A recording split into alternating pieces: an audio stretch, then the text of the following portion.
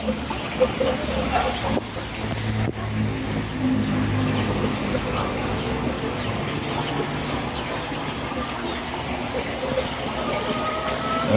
yan. Good morning mga kabakyard. So, ngayong araw po ay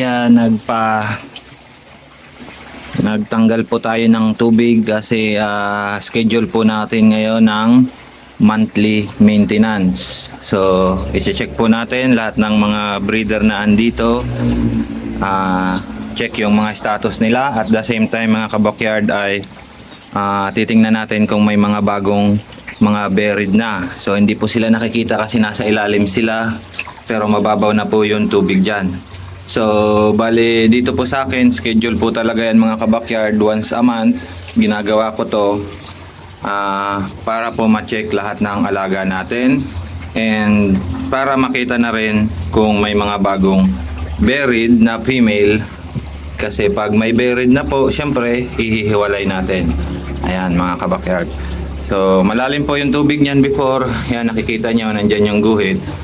Pero once a month po, tinatanggalan natin yan ng tubig at papalitan. Okay? So ayan po, iahong ko lang po, i-check ko lang muna. Papakita ko sa inyo maya maya pag nakuha ko na po yung ating mga breeder na crayfish. Okay?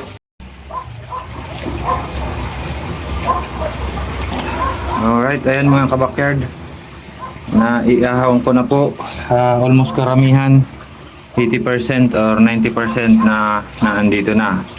At ang ending, ayan, ang dami ko pong sugat. Punit-punit po yung kamay natin. Ito oh, haba nito, tapos ito butas. So ganito po ang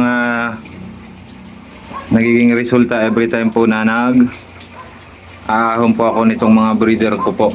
Ganito po ang sign na sobrang healthy po ng ating mga alaga mga kabakyard. Grabe sila magagat, ang lalakas, ang sasakit po. At ayan, siguradong may kalalagyan yung kamay mo mga kabakyard. So okay lang yan, sanay na tayo. Since matagal-tagal na tayong breeder ng itong ating mga crayfish. So kung hindi po kayo sanay, ayaw nyo magkanda sugat-sugat, pwede po kayong gumamit ng gloves, etc. Pero sa akin po, mas prefer ko yung naka-bare hand lang kasi mas madali ko nakakapa yung mga crayfish. Naiilang po kasi ako pag may mga gloves akong gamit. Alright, so yan mga kabakyard. Okay, so ito po mga kabakyard ang ating mga personal breeder. Ang hirap hulihin, hindi ko na po nahuli lahat kasi ayun, masyadong maiilap yung iba. Ayan, ito po yung mga breeder ko. Ayan po, shoutout po doon sa mga nag-message sa akin. Ito po yung request nyo, maipakita natin yung mga personal breeder dito sa aking maliit na backyard farm sa Golden Moon backyard. Okay, so ayan po, magsusorting po tayo dito. Isa-isahin ko to maya maya kung may makukuha po tayong mga buntis or buried, kasi kailangan po natin yun mahiwalay to make sure na mamomonitor po natin ng maayos at mapapahatch po natin ng maayos. Okay, kasi pag hindi po natin yan maalis dito mga kabakyard, aray ko ay mahirap po ang pag-monitor kung may mga buried katulad po nito, napabayaan na. Ayan oh, hindi ito nakuha agad, so na-stress na to, hinabol ng mga lalaki. Pinaghuhulog na niya yung iba niyang egg, kaya kukunti na lang ang natitira dito. Ito po yung iniiwasan natin mga kabakyard, kaya every now and then may schedule po tayo ng pag-check or yung iaahon sila halos lahat para ma-monitor po natin.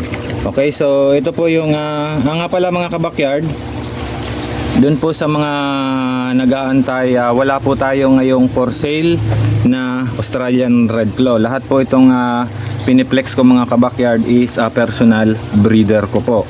So for the meantime, sold out po lahat ng pang benta natin sa Australian Red Claw. Kailangan po natin mag-reproduce para may may maibenta naman po tayo. Bale, meron naman po tayong mga nakaabang, may mga krillings na po tayo dyan. Mga ilang batch na rin po yung mga hinihintay natin na lumaki. So antay-antay lang po dyan. Yung iba, ito po yung piniplex natin ay not for sale mga kabakyard, kasi personal breeder ko po ito. Okay? Okay, ayan mga kabakyard. So tapos na po tayo ng ginagawa natin na regular maintenance natin. Kung makikita nyo, nagpapapasok na uli ako ng bagong tubig. So ayan po, nakikita nyo yung hose na yan, malakas ang buga nyan. Submersible pump po ang gamit natin. So for the meantime, kumukuha po ako dun sa national irrigation namin sa ngayon kasi malinis ang tubig. Malakas ang agos dahil panay ulan ngayon. So wala tayong magiging problema sa chemical. Walang hazardous chemical sa tubig. Kaya yan po ang gamit ko ngayon. Pinapam ko papasok dito sa ating pond. Ito po ang again, ito yung breeder pond natin.